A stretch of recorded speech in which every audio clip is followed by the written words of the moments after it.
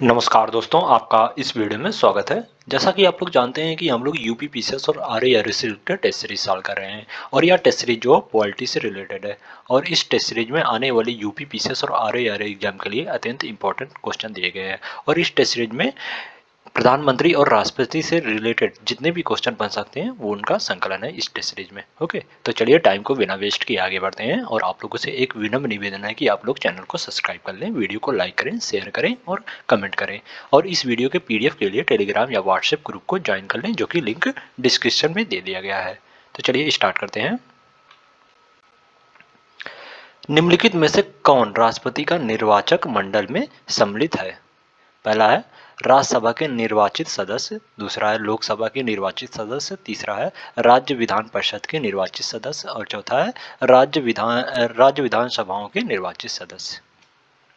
अनुच्छेद 54 में वर्णन किया गया है कि राष्ट्रपति का निर्वाचन जो है एक निर्वाचक गण के माध्यम से होगा और उसमें सांसद के दोनों सदस्य के निर्वाचित सदस्य शामिल होंगे और राज्य की विधानसभाओं के निर्वाचित सदस्य शामिल होंगे। यानी राज्यसभा और लोकसभा के निर्वाचित सदस्य और राज्य विधानसभाओं के निर्वाचित सदस्य जो है राष्ट्रपति के निर्वाचक मंडल में शामिल होंगे। तो इस प्रकार इसमें 1, 2 और 4 इधर राइट आंसर हो जाएगा। तो इसमें 1, 2, 4 तो इसमें ए इधर राइट आंसर हो जाएगा। नेक्स्ट क्वेश्चन है, भारत के राष्ट्रपति की निर्वाचन की रीति के संदर्भ में निम्नलिखित कथनों पर विचार कीजिए। पहला कथन है उसका निर्वाचन जो अनुपातिक प्रतिनिधित्व पद्धति के अनुसार एकल संक्रमण मत द्वारा होता है और दूसरा कथन है इसमें गुप्त मतदान पद्धति अपनाई जाती है और उपयुक्त कथनों में से कौन सा सही है? अनुच्छेद 55 में जो राष्ट्रपति के निर्वाचन की रीति का वर्णन किया गया है और राष्ट्रपति का निर्वाचन जो अनुपातिक प्रतिनिधित्व पद्धति के अनुसार एकल संक्रमणीय मत द्वारा होगा और ऐसे निर्वाचन में मतदान जो गुप्त होगा। तो इस प्रकार इसमें दोनों कथन जो राष्ट्रपति के निर्वाचन की रीति के संदर्भ में सही है। तो इसमें डी द राइट आंसर हो जाएगा। नेक्स्ट क्वेश्चन है, निम्नलिखित कथनों पर विचार कीजिए। पहला, भारत में संघ की कार्यकारी शक्ति प्रधानमंत्री एवं उसकी मंत्रिपरिषद में निहित है और दूसरा कथन है भारत का राष्ट्रपति संघ के रक्षा बलों का सर्वोच्च कमांडर होता है। उपयुक्त कथनों में से कौन सा सही है? भारतीय संविधान का अनुच्छेद 53 में कहा गया है कि संघ की कार्यकारी शक्ति जो राष्ट्रपति में निहित होगी, ना कि प्रधानमंत्री में और उसके मंत्रिपरिषद में। तो इस प्रकार जो कथन एक है वो गलत हो जाएगा। राष्ट्रपति की जो कार्यकारी शक्ति है, संघ की कार्यकारी शक्ति जो है वो राष्ट्रपति में निहित होगी और भारत का राष्ट्रपति जो संघ के रक्षा बलों का सर्वोच्च कमांडर होता है। तो इस प्रकार जो कथन 2 है वो सही हो जाएगा। तो इसमें केवल 2 सही है, तो डी द राइट आंसर हो जाएगा। नेक्स्ट क्वेश्चन है, भारत के राष्ट्रपति के संदर्भ में निम्नलिखित कथनों पर विचार कीजिए। पहला कथन है उसकी पदावधि पद ग्रहण की तिथि से 5 वर्ष की अवधि तक होती है और दूसरा कथन है वह अपने पद की अवधि समाप्त हो जाने पर भी तब तक पद धारण करता रहेगा जब तक कि उसका उत्तराधिकारी जो अपना पद ग्रहण नहीं कर लेता। उपयुक्त कथनों में से कौन सा सही है? अनुच्छेद 56 में जो राष्ट्रपति के पदव्यास से संबंधित वर्णन किया गया है और राष्ट्रपति अपने पद पर ग्रहण की तारीख से 5 वर्ष की अवधि तक जो पद धारण करेगा और राष्ट्रपति जो है उपराष्ट्रपति को संबोधित करके अपना त्यागपत्र दे सकता है। राष्ट्रपति जो उपराष्ट्रपति को संबोधित करके अपना त्यागपत्र दे सकता है। तो इस प्रकार जो कथन एक है वो इसमें सही हो जाएगा और वह अपने पद की अवधि समाप्त हो जाने पर भी तब तक पद धारण करता रहेगा जब तक कि उसका उत्तराधिकारी जो है अपना पद ग्रहण नहीं कर लेता है। तो इस प्रकार जो कथन 2 है वो भी सही हो जाएगा। तो इसमें दोनों कथन जो है वो सही है राष्ट्रपति के संदर्भ में। तो इसमें जो ऑप्शन डी है वो सही हो जाएगा और राष्ट्रपति के पद अवधि का वर्णन जो अनुच्छेद 56 में आर्टिकल आर्टिकल 56 में कहा गया है राष्ट्रपति के पदावधि का संबंधित वर्णन। ओके, तो इसमें दोनों कथन सही है, तो डी द राइट आंसर हो जाएगा। नेक्स्ट क्वेश्चन है, निम्नलिखित में से कौन सी भारत का राष्ट्रपति निर्वाचित होने का पात्र होने हेतु अर्हता है? पहला है जन्म से भारत का नागरिक होना, दूसरा है न्यूनतम 35 वर्ष की अवस्था पूरी करना और तीसरा कथन है लोकसभा का सदस्य निर्वाचित होने के लिए अर्हता होना और चौथा भारत के किसी मान्यता प्राप्त संस्था से स्नातक या समकक्ष डिग्री होना। भारतीय संविधान का अनुच्छेद 58 जो है राष्ट्रपति निर्वाचन होने की अर्हताओं से संबंधित है। और भारतीय संविधान का अनुच्छेद 58 जो है आर्टिकल 58 जो है वो राष्ट्रपति निर्वाचन होने के लिए अर्हताओं से संबंधित है। और इसमें कहा गया है कि कोई व्यक्ति जो राष्ट्रपति निर्वाचित होने का पात्र तभी होगा जब वह भारत का नागरिक होगा। तो इस प्रकार जो जन्म से भारत का नागरिक होगा, तो इस प्रकार जो कथन है वो सही हो जाएगा इसमें। ओके। और वह 35 वर्ष की आयु जो है पूरी कर चुका हो, और वो 35 वर्ष की आयु पूरी कर चुका है, ना कि न्यूनतम 35 वर्ष की अवस्था पूरा करना। तो इस प्रकार जो कथन 2 है वो गलत हो जाएगा इसमें। ओके। और लोकसभा का सदस्य निर्वाचित होने के लिए अर्हता होना, तो इस प्रकार जो कथन 3 है वो सही हो जाएगा। और भारत के किसी मान्यता प्राप्त संस्था से स्नातक या समकक्ष डिग्री होना, इसका उल्लेख जो है वो अनुच्छेद 58 में नहीं किया गया है। तो इस प्रकार जो कथन 4 है वो गलत हो जाएगा। तो इसमें केवल 1 और 3 जो है वो राष्ट्रपति, भारत का राष्ट्रपति निर्वाचन होने की पात्र होने की अर्हताओं से संबंधित है। तो इसमें डी द राइट आंसर हो जाएगा। नेक्स्ट क्वेश्चन है, भारतीय संविधान के निम्नलिखित में से कितने अनुच्छेद भारत के उपराष्ट्रपति से संबंधित है? पहला है अनुच्छेद 61, दूसरा अनुच्छेद 62, अनुच्छेद 63 और चौथा है अनुच्छेद 64। अनुच्छेद 61 जो है वो राष्ट्रपति पर महाभियोग चलाने की प्रक्रिया का उल्लेख करता है। अनुच्छेद 61 जो है वो महाभियोग, राष्ट्रपति पर महाभियोग चलाने की प्रक्रिया का उल्लेख करता है। और अनुच्छेद 62 में कहा गया है कि राष्ट्रपति के कार्यों में रिक्तियों को भरने हेतु चुनाव कराने का समय बताया गया है, और आकस्मिक निर्वाचन को भरने के लिए निर्वाचित व्यक्ति के कार्यकाल भी बताया गया है। ओके, अनुच्छेद 62 में अगर मान लो राष्ट्रपति का कार्यकाल रिक्त हो गया, राष्ट्रपति जो अपना त्यागपत्र या किसी बस आकस्मिक घटना हो गई, रिक्त हो गया राष्ट्रपति का कार्य वो पद, तो उसको भरने के लिए समय बताया गया है, और आकस्मिक मतलब कौन सा व्यक्ति होगा जो उसका कार्यकाल भी बताया गया है, जो उस समय व्यक्ति होगा उसका कार्यकाल भी बताया गया है। ओके। और अनुच्छेद 63 जो है भारत का एक उपराष्ट्रपति होगा, इसका वर्णन करता है। तो इस प्रकार जो उपराष्ट्रपति के संबंध में अनुच्छेद 63 जो है वो सही है। ओके। और अनुच्छेद 64 में कहा गया है कि उपराष्ट्रपति जो राज्यसभा का पदेन सभापति होगा। तो इस प्रकार जो कथन 4 है वो भी उपराष्ट्रपति के संबंध में है। तो इसमें केवल 2 कथन जो है उपराष्ट्रपति के संबंध में है, तो इसमें जो ऑप्शन बी है वो सही हो जाएगा इसमें। नेक्स्ट क्वेश्चन है, राष्ट्रपति पर महाभियोग के संदर्भ में निम्नलिखित कथनों पर विचार कीजिए। पहला कथन है, यह एक अर्धन्यायिक प्रक्रिया है। दूसरा कथन है, यह प्रक्रिया जो संसद के किसी भी सदन में एक विधेयक की शुरुआत के साथ शुरू होती है। और तीसरा कथन है, इस प्रक्रिया में संसद के दोनों सदनों के केवल निर्वाचित सदस्य भाग लेते हैं। उपयुक्त कथनों में से कौन सा सही है? संविधान का अनुच्छेद 61 जो राष्ट्रपति पर महाभियोग चलाने की प्रक्रिया का वर्णन करता है। संविधान का अनुच्छेद आर्टिकल 61 में जो संविधान पर राष्ट्रपति पर महाभियोग प्रक्रिया चलाने के संदर्भ में ये उल्लेख करता है, अनुच्छेद 61। ओके। और वो राष्ट्रपति पर महाभियोग चलाने की प्रक्रिया जो है एक अर्धन्यायिक प्रक्रिया है। तो इस प्रकार जो कथन एक है वो सही हो जाएगा इसमें। ओके। और यह प्रक्रिया जो संसद के किसी भी सदन में एक विधेयक की शुरुआत के साथ शुरू होती है। तो इस प्रकार जो कथन 2 है वो भी सही हो जाएगा इसमें। और भारतीय राष्ट्रपति के महाभियोग की पहल के लिए एकमात्र सत्य जो संविधान का उल्लंघन होता है, और भारत में किसी भी राष्ट्रपति ने अब तक महाभियोग का सामना नहीं किया है। इस प्रक्रिया में संसद के दोनों सदस्यों के सभी निर्वाचित और मनोनीत सदस्य जो भाग लेते हैं, ना कि केवल निर्वाचित सदस्य। इस प्रक्रिया में जो संसद के दोनों सदन के सभी सदस्य जो भाग लेते हैं, ना कि केवल निर्वाचित सदस्य। तो इसका जो कथन 3 है वो गलत हो जाएगा। तो इसमें केवल 1 और 2 जो है वो राष्ट्रपति और महाभियोग के संदर्भ में सही है। तो इस प्रकार जो ऑप्शन ए है वो सही हो जाएगा इसमें। नेक्स्ट क्वेश्चन है, यदि भारत के राष्ट्रपति का पद किसी कारणवश अपने कार्यकाल को पूर्ण किए बिना रिक्त हो जाता है, तो उसके स्थान पर नवनिर्वाचित राष्ट्रपति का कार्यकाल होगा। ऑप्शन ए है 5 वर्ष का स्वतंत्र कार्यकाल, ऑप्शन बी है पूर्व राष्ट्रपति का शेष कार्यकाल, ऑप्शन सी है चुनाव आयोग द्वारा निर्धारित अवधि, और ऑप्शन डी है संसद द्वारा निर्धारित अवधि।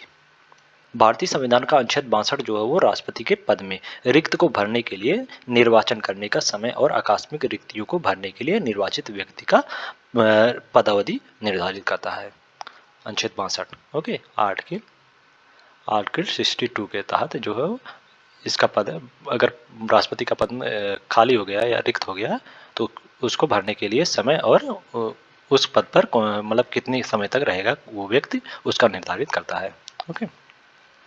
और यदि राष्ट्रपति का पद जो राष्ट्रपति की मृत्यु या उसके त्यागपत्र या महाभियोग या किसी अन्य कारण से रिक्त हुआ हो तो रिक्त की तारीख के पश्चात यथाशीघ्र किंतु किसी भी स्थिति में 6 महीने से पहले जो नए राष्ट्रपति का निर्वाचन करा लिया जाएगा। और ऐसा जो राष्ट्रपति अपना पद धारण करने की तिथि से 5 वर्ष का स्वतंत्र कार्यकाल पूरा करेगा। तो इसका जो ऑप्शन ए है वो सही हो जाएगा इसमें।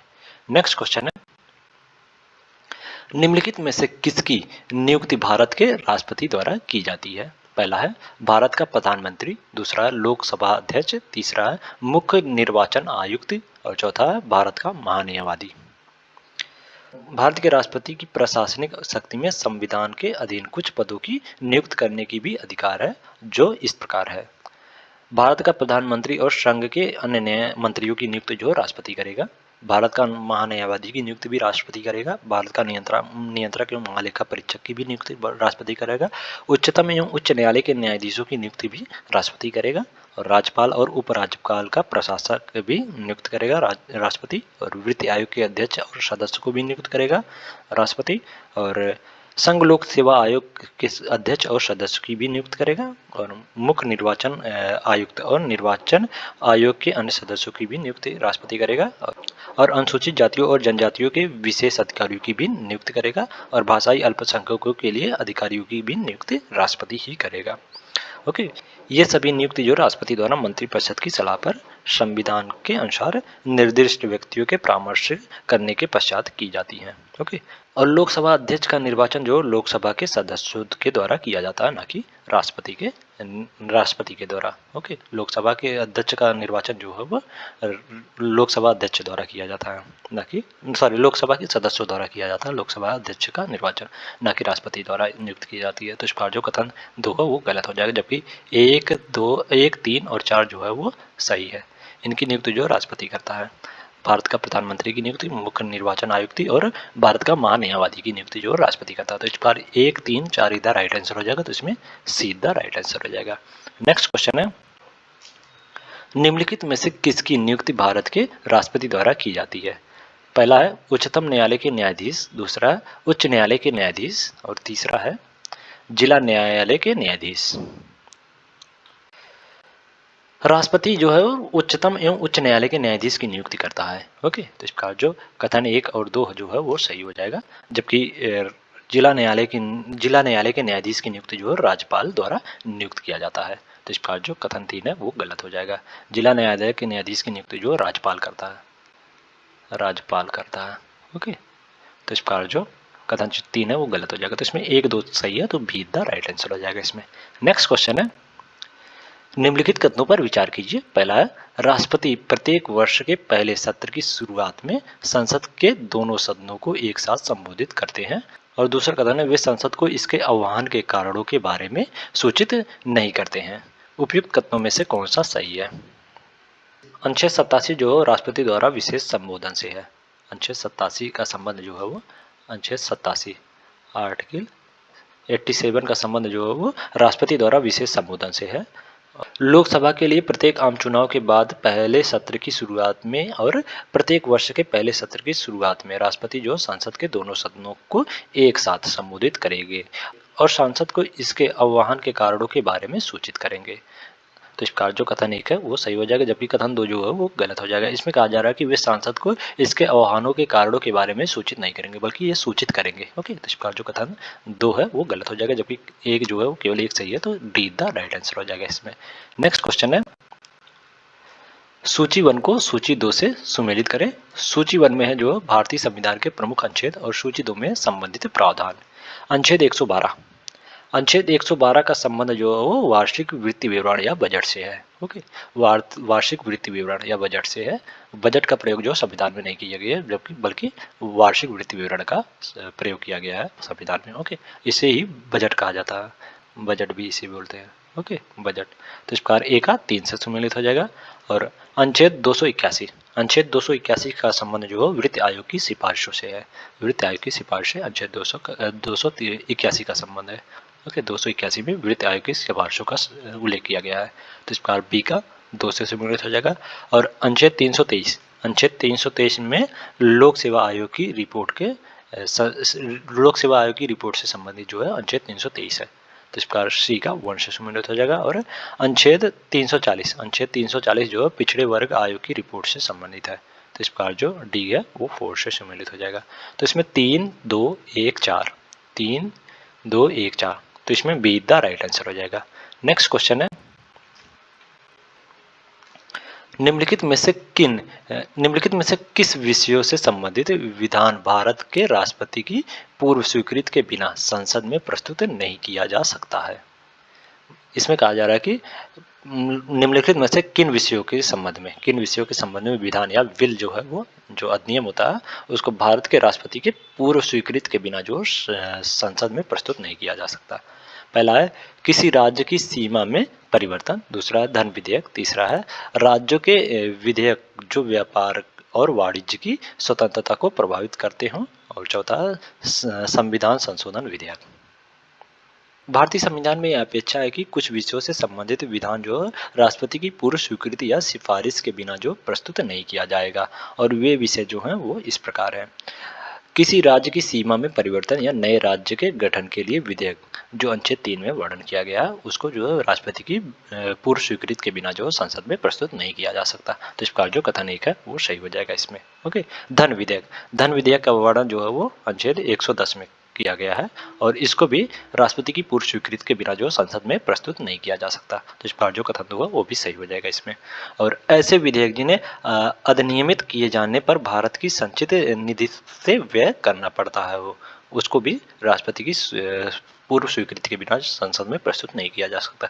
और राज्यों के विधेयक जो व्यापार और वाणिज्य की स्वतंत्रता को प्रभावित करते हैं उनको भी राष्ट्रपति की पूर्व स्वीकृति के बिना संसद में प्रस्तुत नहीं किया जा सकता। तो इसका जो कथन 3 है वो भी सही हो जाएगा। और संविधान संशोधन विधेयक को या तो एक मंत्री या किसी निजी सदस्य द्वारा पेश किया जा सकता है, और इसके लिए राष्ट्रपति की पूर्व स्वीकृति आवश्यक नहीं है। ओके, तो इस प्रकार जो कथन 4 है वो गलत हो जाएगा। तो इसमें 1 2 3 इज द राइट आंसर हो जाएगा। तो इसमें डी द राइट आंसर हो जाएगा। नेक्स्ट क्वेश्चन है,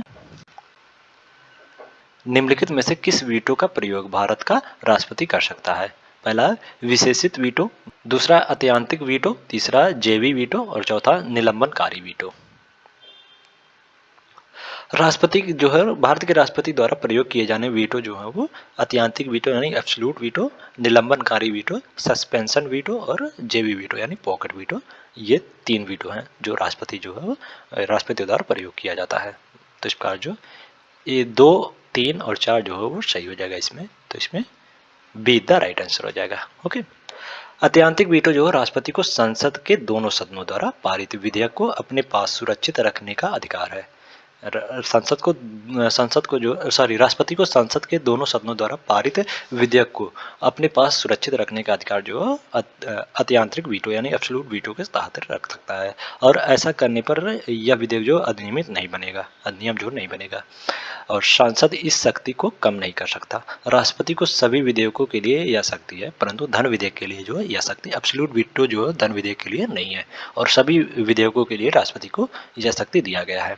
ओके, तो इस प्रकार अत्यंत वीटो का प्रयोग किया कर सकता है। और निलंबनकारी वीटो वह होता है, इस प्रकार के वीटो का प्रयोग जो है राष्ट्रपति अनुच्छेद 111 के अनुसार जो किसी विधेयक को पुनर्विचार के लिए लौटा सकता है, और इस प्रकार के वीटो को जो साधारण बहुमत द्वारा रद्द किया जा सकता है।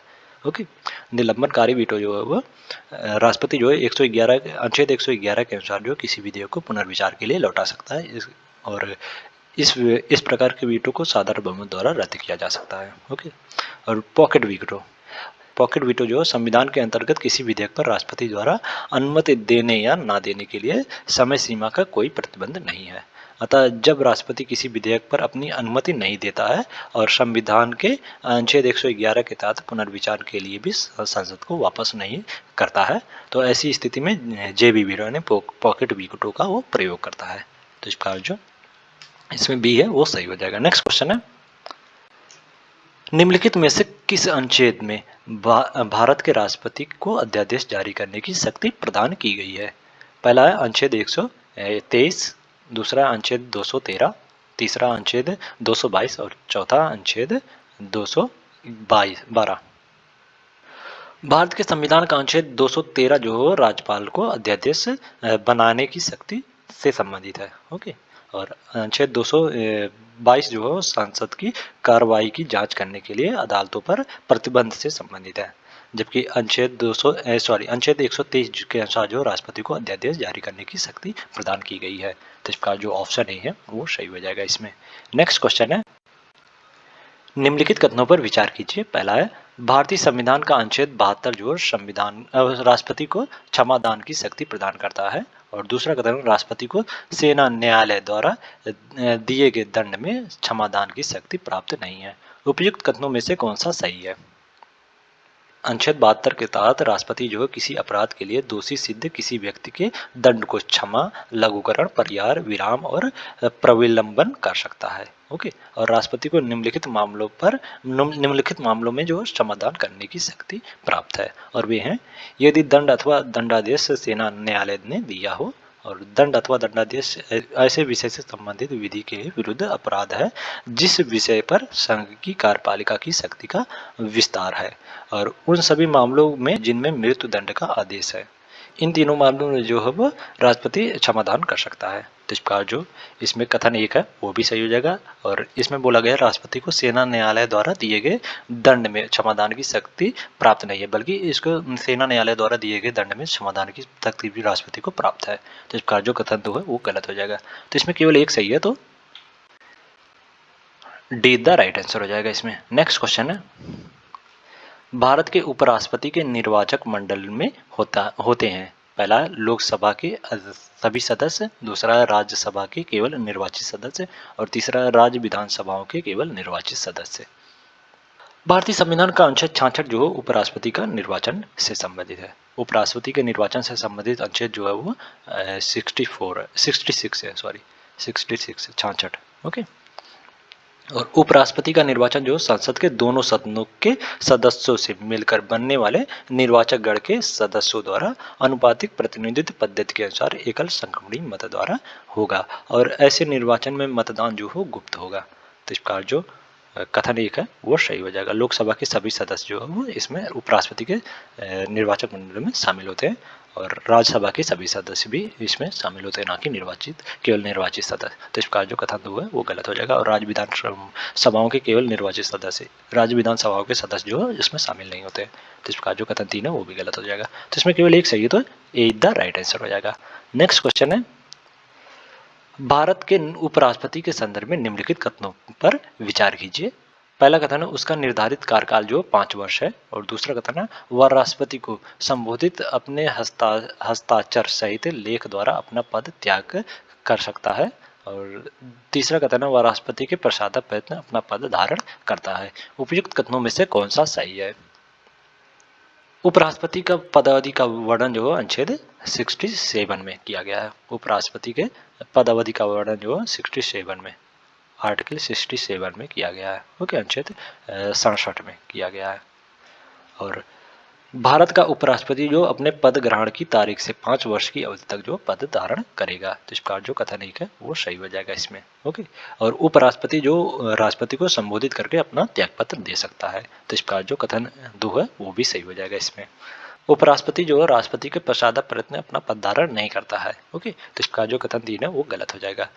तो इसमें 1, 2 जो है वो सही है, केवल 1, 2 सही है, तो ए द राइट आंसर हो जाएगा। नेक्स्ट क्वेश्चन है, भारत के राष्ट्रपति की आपातकालीन शक्तियों के संदर्भ में निम्नलिखित कथनों पर विचार कीजिए। पहला कथन है वह संविधान में वर्णित 3 प्रकार के आपातकाल की उद्घोषणा करता है, और दूसरा कथन है इस संदर्भ में वह स्वाविवेक से कार्य करता है। उपयुक्त कथनों में से कौन सा सही है? भारत के राष्ट्रपति की आपातकालीन शक्तियों का उल्लेख जो है वो अनुच्छेद 352 से 360 में वर्णित है, और यह भाग 18 में है। ओके, भाग 18 में इसका वर्णन है। भाग 18 में राष्ट्रपति जो हो 3 प्रकार के आपातकाल की उद्घोषणा करता है। तो इस प्रकार जो कथन 1 है वो सही हो जाएगा। संविधान में वर्णित 3 प्रकार के आपातकाल की घोषणा जो राष्ट्रपति करता है, और युद्ध, वाय आक्रमण और सशस्त्र विद्रोह के कारण जो आपात जो अनुच्छेद 352 के तहत लगता है। और राज्य में संवैधानिक तंत्र की विफलता के कारण आपातकाल की घोषणा जो अनुच्छेद 56 के तहत राष्ट्रपति करता है, और वृत्त आपातकाल की घोषणा जो अनुच्छेद 60 के तहत राष्ट्रपति करता है। और इन तीनों आपातकाल की घोषणा जो राष्ट्रपति द्वारा मंत्रिपरिषद की सलाह पर किया जाता है, ना कि वह स्वविवेक से कार्य करता है। तो इसका जो कथन 2 है वो गलत हो जाएगा। तो इसमें केवल एक चाहिए, तो बी द राइट आंसर हो जाएगा। तीनों आपातकाल की घोषणा इन तीनों आपातकाल की घोषणा जो मंत्रिपरिषद की सलाह पर ही राष्ट्रपति करता है, ओके, ना कि वह स्वविवेक से करता है। तो इसमें बी द राइट आंसर हो जाएगा। नेक्स्ट क्वेश्चन है, भारत के राष्ट्रपति पद के नामांकन में प्रस्तावकों एवं अनुमोदकों की न्यूनतम संख्या कितनी होनी चाहिए? भारत के संविधान के अनुसार राष्ट्रपति पद के चुनाव के लिए उम्मीदवारों के नामांकन को प्रस्तावकों के रूप में कम से कम 50 निर्वाचकों को और अनुमोदक के रूप में जो 50 निर्वाचकों द्वारा सदस्यता प्राप्त की जानी चाहिए। तो इस प्रकार इसमें जो ऑप्शन सी है वो सही हो जाएगा। भारत के राष्ट्रपति के पद के नामांकन के लिए प्रस्तावकों को न्यूनतम 50 संख्या और अनुमोदकों की न्यूनतम 50 संख्या होनी चाहिए, ओके। तो इसमें जो ऑप्शन सी है वो सही हो जाएगा। नेक्स्ट क्वेश्चन है, भारत के राष्ट्रपति के संदर्भ में निम्नलिखित कथनों पर विचार कीजिए। पहला कथन है, वह सर्वोच्च न्यायालय के मुख्य न्यायाधीश और अन्य न्यायाधीशों की नियुक्ति करता है। और दूसरा कथन है, वह सर्वोच्च न्यायालय से सलाह ले सकता है एवं दी गई सलाह जो है उसके लिए बाध्यकारी होती है। उपयुक्त कथनों में से कौन सा सही है? राष्ट्रपति जो सर्वोच्च न्यायालय के मुख्य न्यायाधीश और अन्य न्यायाधीशों की नियुक्ति करता है, और उच्च न्यायालय के मुख्य न्यायाधीश और अन्य न्यायाधीशों की नियुक्ति राष्ट्रपति द्वारा की जाती है। तो इसका जो कथन एक है वो सही हो जाएगा इसमें, ओके। और वह जो सर्वोच्च न्यायालय से सलाह ले सकता है, हालांकि दी गई सलाह जो उसके लिए बाध्यकारी नहीं होगी। और इसका वर्णन जो है वो अनुच्छेद 143 में किया गया है। 143 में आर्टिकल 143 में कहा गया है कि राष्ट्रपति जो सर्वोच्च न्यायालय से सलाह ले सकता है, लेकिन वह उस सलाह के लिए बाध्यकारी नहीं होगा। तो इसका जो कथन 2 है वो गलत हो जाएगा, जबकि कथन 1 जो है सही है। तो इसमें ए इज द राइट आंसर हो जाएगा। नेक्स्ट क्वेश्चन है, निम्नलिखित में से कौन से भारत के राष्ट्रपति कभी भी उपराष्ट्रपति नहीं रहे हैं? पहला है डॉक्टर राजेंद्र प्रसाद, दूसरा है डॉक्टर जाकिर हुसैन, तीसरा है ज्ञानी जैल सिंह और चौथा श्रीमती प्रतिभा पाटिल। डॉक्टर जाकिर हुसैन जो भारत के राष्ट्रपति और उपराष्ट्रपति दोनों पद पर रहे थे। तो इसका जो कथन 2 है वो गलत हो जाएगा, ओके। इसमें कभी भी राष्ट्रपति बोला गया, भारत के राष्ट्रपति कभी भी उपराष्ट्रपति नहीं रहे थे, ओके। डॉक्टर राजेंद्र प्रसाद, ज्ञानी जैल सिंह और श्रीमती प्रतिभा पाटिल ये सभी जो है उपराष्ट्रपति पद पर नहीं रहे थे, ओके। तो इस प्रकार जो इसमें 1, 3 और 4 जो सही हो जाएगा। तो इसमें 1, 3, 4, तो इसमें डी द राइट आंसर हो जाएगा। नेक्स्ट क्वेश्चन, भारत के निम्नलिखित उपराष्ट्रपतियों को कालानुक्रम में व्यवस्थित कीजिए। पहला है KR नारायणन, दूसरा है गोपाल स्वरूप पाठक, तीसरा है भैरों सिंह शेखावत और चौथा मोहम्मद हिदायतुल्लाह। गोपाल स्वरूप पाठक जो है वो उपराष्ट्रपति 1969 में बने थे। 1969 में गोपाल स्वरूप पाठक जो उपराष्ट्रपति बने थे, और मोहम्मद हिदायतुल्लाह जो है वो 1979 में उपराष्ट्रपति बने थे। और KR नारायणन जो है वो 1992 में उपराष्ट्रपति बने थे। और भैरों सिंह शेखावत जो 2002 में उपराष्ट्रपति बने थे। तो इस प्रकार इसमें 2, 4, 1, 3 2, 4, 1, 3 2, 4, 1, 3, तो इसमें सीधा राइट आंसर हो जाएगा। नेक्स्ट क्वेश्चन है, निम्नलिखित कथनों पर विचार कीजिए। पहला है फरुखुद्दीन अली अहमद आपातकाल के दौरान भारत के राष्ट्रपति थे। और दूसरा कथन है वराहगिरी वेंकट गिरी को भारत के राष्ट्रपति के रूप में निर्विरोध चुना गया था। उपयुक्त कथनों में से कौन सा सही है? वराहगिरी वेंकट गिरी को जाकिर हुसैन की कार्यकाल में आकस्मिक मृत्यु के कारण जो है उनको राष्ट्रपति चुना गया था, ना कि निर्विरोध चुना गया था। तो इसका जो कथन 2 है वो गलत हो जाएगा इसमें, ओके। और फरुखुद्दीन अली अहमद जो आपातकाल के दौरान जो भारत के राष्ट्रपति थे। तो इसका जो कथन 1 है वो सही हो जाएगा। तो इसमें केवल एक सही है, तो डी द राइट आंसर हो जाएगा। नेक्स्ट क्वेश्चन है, भारत के राष्ट्रपति ज्ञानी जैल सिंह के संदर्भ में निम्नलिखित कथनों पर विचार कीजिए। पहला कथन है, भारत के राष्ट्रपति बनने से पहले वह पंजाब के मुख्यमंत्री भी रहे थे। और दूसरा कथन है, उन्होंने भारतीय डाक बिल पर पॉकेट वीटो का प्रयोग किया था। उपयुक्त कथनों में से कौन सा सही है? राष्ट्रपति ज्ञानी जैल सिंह जो है वो भारत के 7वें राष्ट्रपति थे, जिनका कार्यकाल जो है 1982 से 1987 के मध्य था। ओके, 1982 से 1987 के मध्य जो ज्ञानी जैल सिंह का कार्यकाल था, 1982 से 1987 तक। ओके, इनका कार्यकाल था। और ये भारत के जो है राष्ट्रपति बनने से पहले जो पंजाब के मुख्यमंत्री और केंद्र में मंत्री भी रहे थे। तो इस प्रकार जो कथन एक है वो सही हो जाएगा इसमें। और उन्होंने जो है वो भारतीय डाक बिल पर जो पॉकेट वीटो का प्रयोग किया था। तो इस प्रकार जो कथन दो है वो भी सही हो जाएगा। तो इसमें दोनों कथन जो है यानी जैल सिंह के संदर्भ में सही है। तो इसमें ए इज द राइट आंसर हो जाएगा। नेक्स्ट क्वेश्चन है, नीचे दो वक्तव्य दिए गए हैं, एक को कथन ए और दूसरे को गाराडार कहा गया है। कथन है, भारत के प्रधानमंत्री की योग्यता के संबंध में भारतीय संविधान में कोई स्पष्ट प्रावधान नहीं किया गया है। और कारण आर में कहा जा रहा है कि प्रधानमंत्री के लिए लोकसभा की सदस्यता अनिवार्य है। नीचे दिए गए कूट से सही उत्तर चुनिए। भारत के प्रधानमंत्री की योग्यता के संदर्भ में भारतीय संविधान में कोई स्पष्ट प्रावधान नहीं किया गया है, लेकिन इतना अवश्य कहा गया है कि प्रधानमंत्री जो लोकसभा में बहुमत प्राप्त दल का नेता होगा। तो इसका जो कारण है वो सही हो जाएगा इसमें। ओके, सॉरी, कथन जो है वो सही हो जाएगा इसमें। और प्रधानमंत्री के लिए लोकसभा की सदस्यता जो अनिवार्य नहीं है, अतः वे संसद के दोनों सदनों में से किसी एक सदन अर्थात लोकसभा या राज्यसभा का सदस्य अनिवार्य होना चाहिए। तो इसका जो कारण है वो गलत हो जाएगा। तो इसमें कथन केवल सही है और कारण जो गलत है। तो इसमें ए सही है किंतु आर गलत है, तो सी द राइट आंसर हो जाएगा इसमें। नेक्स्ट क्वेश्चन है, निम्नलिखित कथनों पर विचार कीजिए। पहला, यदि कोई व्यक्ति जो कि संसद का सदस्य नहीं है भारत के प्रधानमंत्री के पद पर नियुक्त नहीं किया जा सकता। और दूसरा कथन है, संवैधानिक रूप से किसी मनोनीत व्यक्ति के प्रधानमंत्री बनने पर कोई रोक नहीं है। उपयुक्त कथनों में से कौन सा सही है?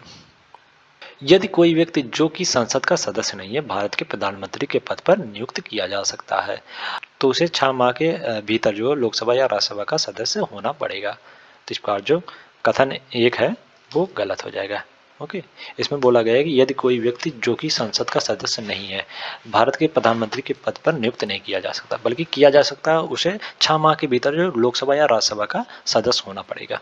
ओके, तो इसका जो कथन एक है वो गलत हो जाएगा। और संवैधानिक रूप से किसी मनोनीत व्यक्ति के प्रधानमंत्री बनने पर कोई रोक नहीं है। तो इस प्रकार जो कथन दो है वो सही हो जाएगा। तो इसमें केवल दो सही है, तो बी द राइट आंसर हो जाएगा। नेक्स्ट क्वेश्चन है, भारत का प्रधानमंत्री पदेन अध्यक्ष होता है। पहला है नीति आयोग का, और दूसरा है राष्ट्रीय विकास परिषद का, तीसरा राष्ट्रीय एकता परिषद और चौथा अंतर्राज्यीय परिषद का। भारत का प्रधानमंत्री जो है वो देश के राजनीतिक दल का नेता और संसद के बहुमत प्राप्त दल का नेता होता है और वह मंत्रिपरिषद का गठन करता है। और प्रशासन में उच्च या सर्वोच्च पदाधिकारियों की नियुक्ति जो राष्ट्रपति या प्रधानमंत्री के परामर्श से करता है। राष्ट्रपति जो प्रधानमंत्री की परामर्श से करता है, जैसे राज्यपाल, राजदूत या संघ लोक सेवा आयोग की नियुक्ति जो है, मुख्य चुनाव आयुक्त, इनकी नियुक्ति जो है राष्ट्रपति जो है प्रधानमंत्री की सलाह पर करता है। ओके, और इसके अलावा नीति आयोग, राष्ट्रीय विकास परिषद, राष्ट्रीय एकता परिषद और अंतर्राज्यीय परिषद और राष्ट्रीय जल संसाधन परिषद का पदेन अध्यक्ष जो राष्ट्रपति होता है। तो इस प्रकार जो इसमें चारों कथन जो है वो भारत के राष्ट्रपति के संदर्भ में सही है। ओके, तो इसमें ए द राइट आंसर हो जाएगा। नेक्स्ट क्वेश्चन है, नीचे दो वक्तव्य दिए गए हैं, एक को कथन ए और दूसरे को कारण आर कहा गया है। कथन ए, आपातकाल के समय भारत के प्रधानमंत्री का अधिकार और भी अधिक बढ़ जाता है। और कारण आर में कहा जा रहा है कि उसी के परामर्श से राष्ट्रपति अपने संकटकालीन अधिकारों का प्रयोग करता है। उपयुक्त नीचे दिए गए कूट से सही उत्तर चुनिए। आपातकाल के समय जो भारत के प्रधानमंत्री का अधिकार और भी अधिक बढ़ जाता है, क्योंकि उसी के परामर्श से जो है राष्ट्रपति अपने संकटकालीन अधिकारों का प्रयोग करता है। तो इस प्रकार कथन और कारण जो दोनों सही हैं और कारण जो है कथन का व्याख्या भी कर रहा है। तो इस प्रकार जो ऑप्शन बी है वो सही हो जाएगा इसमें। नेक्स्ट क्वेश्चन है, भारत के उप प्रधानमंत्री के संदर्भ में निम्नलिखित कथनों पर विचार कीजिए। पहला कथन है, यह एक संवैधानिक पद है। और दूसरा कथन है, इस पद को सुशोभित करने वाले प्रथम व्यक्ति जो सरदार वल्लभ भाई पटेल थे। उपयुक्त कथनों में से कौन सा सही है? भारतीय संविधान में उप प्रधानमंत्री पद की कोई व्यवस्था नहीं है। इसके बावजूद जो समय समय पर इस पद की व्यवस्था की जाती रही है। ओके। और इन पद पर अब तक 7 बार सृजन किया गया है। पहली बार इस पद का सृजन जो प्रथम लोक सभा के दौरान प्रधानमंत्री जवाहरलाल नेहरू द्वारा किया गया था और इस प्रकार सरदार वल्लभ भाई पटेल जो उप प्रधानमंत्री पद को सुशोभित करने वाले प्रथम व्यक्ति थे। तो इस प्रकार जो कथन 2 है वो सही हो जाएगा इसमें। ओके। और कथन 1 जो है वो गलत हो जाएगा। इसका संविधान में कहीं भी वर्णन नहीं किया गया है उप प्रधानमंत्री के पद का। ओके। यह एक संवैधानिक पद नहीं है। ओके। तो इसमें कथन 1 जो है वो गलत हो जाएगा, जबकि कथन 2 जो है वो सही है। तो इसमें केवल 2 सही है, तो सीधा राइट आंसर हो जाएगा। नेक्स्ट क्वेश्चन है, निम्नलिखित में से कौन भारत का उप प्रधानमंत्री रहा है? पहला है मोरारजी देसाई, दूसरा है वाईवी चूहड़, तीसरा है चंद्रशेखर और चौथा है चौधरी देवीलाल। भारत के उप प्रधानमंत्री जो है सरदार वल्लभ भाई पटेल, मोरारजी देसाई, जगजीवन राव, चौधरी चरण सिंह, वी वाई चूड़ और चौधरी देवीलाल और कृष्णलाल अडानी, ये सब जो उप प्रधानमंत्री थे। ओके। भारत के उप प्रधानमंत्री थे, जबकि चंद्रशेखर जो है वो भारत के 9वें प्रधानमंत्री थे। तो इस प्रकार जो कथन 3 है वो गलत हो जाएगा, जबकि 1, 2 और 4 जो है वो सही हो जाएगा। तो इसमें 1, 2, 4, तो इसमें सीधा राइट आंसर हो जाएगा। ओके। मोरारजी देसाई, वाईवी चूड़ और देवीलाल, चौधरी देवीलाल, ये जो है उप प्रधानमंत्री रहे थे भारत के। तो इसमें सीधा राइट आंसर हो जाएगा। नेक्स्ट क्वेश्चन है, निम्नलिखित में से कौन एकमात्र व्यक्ति है जो भारत के कार्यवाहक प्रधानमंत्री के पद पर 2 बार नियुक्त हुए थे? पहला है मोरारजी देसाई, दूसरा है चौधरी देवीलाल और तीसरा है गुलजारी लाल नंदा और चौथा है लाल कृष्ण अडानी। भारत रत्न सम्मानित गुलजारी लाल नंदा जो है एकमात्र व्यक्ति हैं जो इस पद पर 2 बार नियुक्त हुए थे। पहली बार जो 27 मई 1964 से 9 जून 1964 तक और दूसरी बार जो 11 जनवरी 1966 से 24 जनवरी 1966 तक 2 समय अंतरालों में भारत के कार्यवाहक प्रधानमंत्री हुए थे। तो इस प्रकार जो ऑप्शन सी है वो सही हो जाएगा इसमें।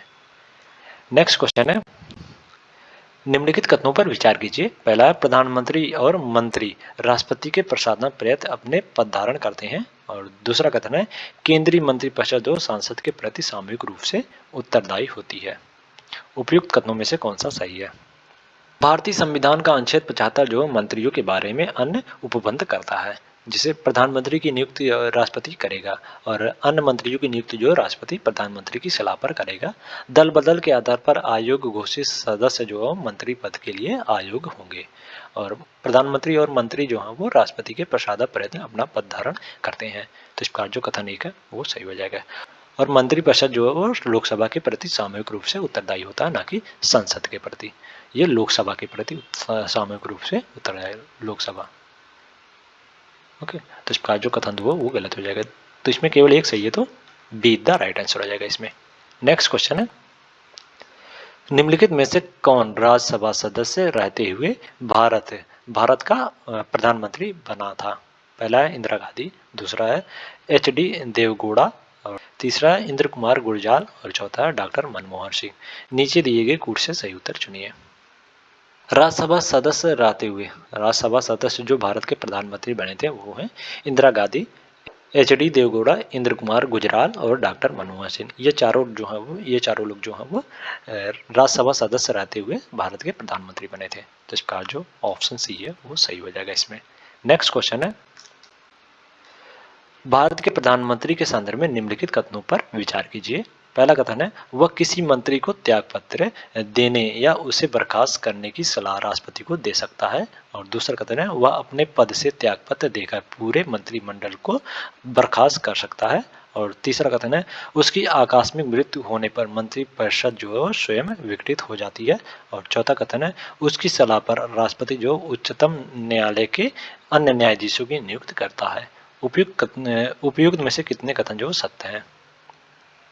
प्रधानमंत्री जो मंत्रिपरिषद की बैठक की अध्यक्षता करता है। किसी मंत्री को त्यागपत्र देने या उसे बर्खास्त करने की सलाह जो राष्ट्रपति को दे सकता है प्रधानमंत्री। तो इस प्रकार जो कथन एक है वो सही हो जाएगा इसमें। ओके।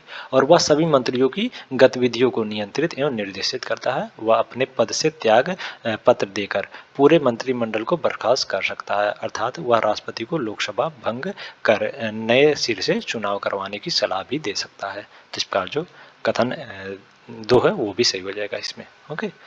और यदि प्रधानमंत्री की आकस्मिक मृत्यु हो जाती है तो मंत्रिपरिषद जो स्वयं विघटित हो जाएगा। तो इस प्रकार जो कथन 3 है वो भी सही हो जाएगा इसमें। ओके।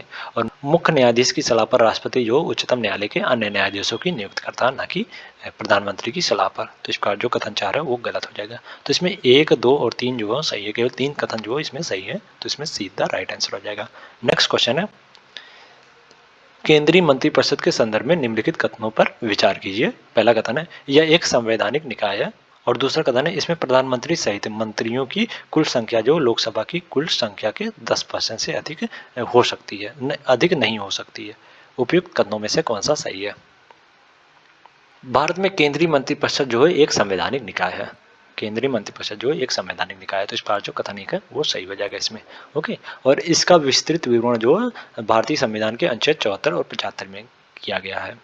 और मंत्रिपरिषद में प्रधानमंत्री सहित मंत्रियों की कुल संख्या जो है लोकसभा की कुल सदस्य संख्या का 15% से अधिक नहीं होनी चाहिए, न कि 10%। या जो 15% से अधिक नहीं होनी चाहिए कुल सदस्य संख्या। मंत्रिपरिषद की संख्या जो है लोकसभा की कुल सदस्य संख्या से 15% नहीं होनी चाहिए, 15% से अधिक नहीं होनी चाहिए। तो इस प्रकार जो कथन 2 है वो गलत हो जाएगा। तो इसमें केवल एक सही है, तो बी द राइट आंसर हो जाएगा इसमें। नेक्स्ट क्वेश्चन है, भारत के मंत्रिमंडल समितियों के संदर्भ में निम्नलिखित कथनों पर विचार कीजिए। पहला कथन है, ये समितियां जो संविनोत्तर हैं। और दूसरा कथन है, इन समितियों के माध्यम से मंत्रिमंडल को अपना काम करने में सुविधा होती है। उपयुक्त कथनों में से कौन सा सही है? मंत्रिमंडल समितियों का गठन या पुनर्गठन तब किया जाता है जब नई सरकार जो कामकाज संभालती है या मंत्रिमंडल में फेरबदल करती है। और इन समितियों के माध्यम से जो मंत्रिमंडल को अपना काम करने में सुविधा होती है। तो इस प्रकार जो कथन 2 है वो सही हो जाएगा। ओके। और ये समितियां जो समन्वोत्तर हैं, अर्थात संविधान में इसका कोई उल्लेख नहीं है। समन्वोत्तर हैं ये समितियां, मंत्रिमंडलीय समितियां जो है वो समन्वोत्तर समितियां, अर्थात इसका संविधान में कोई उल्लेख नहीं है। ओके। तो इस प्रकार जो कथन 1 है वो भी सही हो जाएगा। तो इसमें दोनों कथन जो मंत्रिमंडल समितियों के संदर्भ में सही है। तो इसमें सीधा राइट आंसर हो जाएगा। नेक्स्ट क्वेश्चन है, भारत के महान्यायवादी के संदर्भ में निम्नलिखित कथनों पर विचार कीजिए। पहला कथन है, भारतीय संविधान के अनुच्छेद 76 में इसका उल्लेख किया गया है। और दूसरा कथन है, वह देश का सर्वोच्च कानून अधिकारी होता है। और तीसरा कथन है, वह राष्ट्रपति के प्रसादाप्रयत्न अपना पद धारण करता है। और चौथा कथन है, उसके वेतन भत्ते कार्यकाल व आदि जो है संसद द्वारा निर्धारित की जाती है। उपयुक्त कथनों में से कौन सा सही है? महान्यायवादी, भारतीय संविधान के अनुच्छेद 76 में जो महान्यायवादी का उल्लेख किया गया, इसका उल्लेख किया गया। तो इसका जो कथन एक है वो सही हो जाएगा। और भारत का महान्यायवादी जो देश का सर्वोच्च कानूनी अधिकारी होता है, कानून अधिकारी होता है। तो इसका जो कथन 2 है वो भी सही हो जाएगा इसमें। और भारत के महान्यायवादी की नियुक्ति जो मंत्रिपरिषद की सलाह पर राष्ट्रपति द्वारा की जाती है, तथा उसे जो किसी भी समय राष्ट्रपति द्वारा हटाया जा सकता है, अर्थात राष्ट्रपति के प्रसादाप्रयत्न जो महान्यायवादी अपना पद धारण करता है। तो इस प्रकार जो कथन 3 है वो भी सही हो जाएगा इसमें। और महान्यायवादी के वेतन और महान्यायवादी के वेतन भत्ते कार्य और महान्यायवादी के वेतन भत्ते कार्यकाल व आदि जो राष्ट्रपति द्वारा निर्धारित की जाती है, न कि संसद द्वारा। ओके। महान्यायवादी के वेतन भत्ते और कार्यकाल आदि जो है राष्ट्रपति द्वारा निर्धारित की जाती है, न कि संसद द्वारा। राष्ट्रपति द्वारा निर्धारित की जाती है। ओके। तो इस प्रकार जो कथन 4 है वो गलत हो जाएगा। तो इसमें 1, 2, 3 इधर राइट आंसर हो जाएगा। तो इसमें ए इधर राइट आंसर हो जाएगा। नेक्स्ट क्वेश्चन है, नीचे 2 वक्तव्य दिए गए हैं, एक को कथन ए और दूसरे को कारण आर कहा गया है। कथन ए, भारतीय संविधान के अनुच्छेद 75 में व्यक्तिगत उत्तरदायित्व का सिद्धांत भी शामिल है। और कारण आर में कहा जा रहा है कि अनुच्छेद 75 में कहा गया है कि केंद्रीय मंत्री जो है राष्ट्रपति के प्रसादाप्रयत्न पद धारण करते हैं। नीचे दिए गए कूट से सही उत्तर चुनिए। व्यक्तिगत उत्तरदायित्व जो भारतीय संविधान के अनुच्छेद 75 में व्यक्तिगत उत्तरदायित्व का सिद्धांत भी शामिल है। तो इस प्रकार जो कारण है वो कथन है वो सही हो जाएगा इसमें। ओके। और इसमें कहा गया है कि केंद्रीय मंत्री जो राष्ट्रपति के पश्चात जो पद धारण करते हैं, जिसका अर्थ यह है कि राष्ट्रपति जो किसी मंत्री को ऐसे समय में भी हटा सकता है जब वो मंत्रिपरिषद को लोकसभा का विश्वास प्राप्त हो। तो इस इसमें कारण भी जो सही हो जाएगा और कारण जो हो कथन का सही व्याख्या भी कर रहा है। तो इस प्रकार जो ऑप्शन डी है वो सही हो जाएगा इसमें। नेक्स्ट क्वेश्चन है, निम्नलिखित में से कौन एकमात्र भारतीय प्रधानमंत्री है जिन्हें निशान ए पाकिस्तान यानी पाकिस्तान का सर्वोच्च नागरिक पुरस्कार से सम्मानित किया गया है। निशान ए पाकिस्तान जो पाकिस्तान का सर्वोच्च नागरिक पुरस्कार है और भारत का सर्वोच्च नागरिक पुरस्कार जो भारत रत्न है। Okay, Bharat Ratna. Option A Morarji Desai, option A Vishwanath Pratap Singh और ऑप्शन सी चंद्रशेखर और option A PV Narasimha Rao.